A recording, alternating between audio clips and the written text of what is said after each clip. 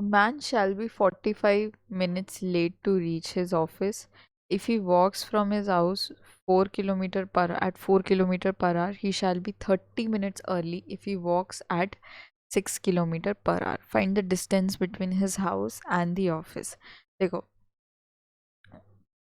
अपने घर से स्टार्ट कर रहा है. If he walks from his house की स्पीड पे 4 किलोमीटर पर आवर पे वो 45 मिनट्स लेट पहुंचेगा. ठीक है, तो टाइम अगर मैं टी मान के चलती हूँ यहाँ इस केस में, यूजुअल टाइम उसको कितना लगता है, टी आवर्स में लेके चलते हैं टाइम. ठीक है, क्योंकि हमारी स्पीड आवर्स में.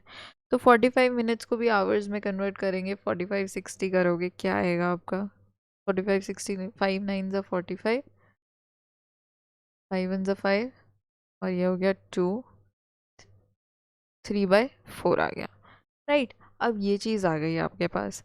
अब देखो, अब वो 45 मिनट्स लेट पहुंच रहा है, यानी कि 45 मिनट्स एक्स्ट्रा ले रहा है.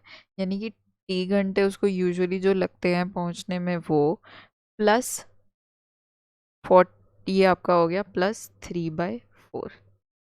ये तो उसका टोटल टाइम हो गया. डिस्टेंस होगा स्पीड इंटू टाइम. तो स्पीड कितनी है? 4 इंटू ये. यहाँ से आपको क्या पता चलेगा?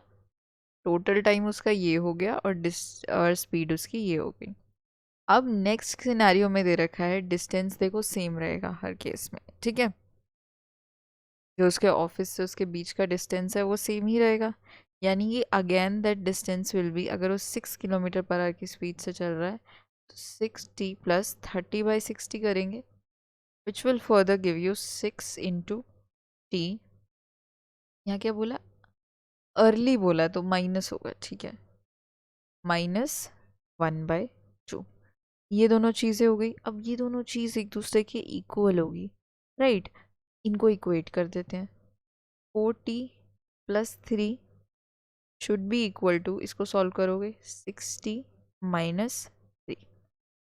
वेरिएबल्स एक तरफ ले आओ, कॉन्स्टेंट्स एक तरफ ले आओ. यहाँ पे आ गया आपका 6, और 6t-4t विल बी 2t.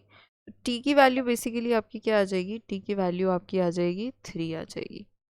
अब अगर टी की वैल्यू 3 आ गई तो इन दोनों में से किसी भी इक्वेशन में टी की वैल्यू पुट करके आप डिस्टेंस फाइंड आउट कर लो. तो डिस्टेंस आपका क्या आ जाएगा? 4 इंटू 3 प्लस 3/4. राइट, तो ये आपका हो गया 12. इसको सॉल्व करोगे आपका आएगा 15 kilometres. 3 kilometre is the distance between house and the office.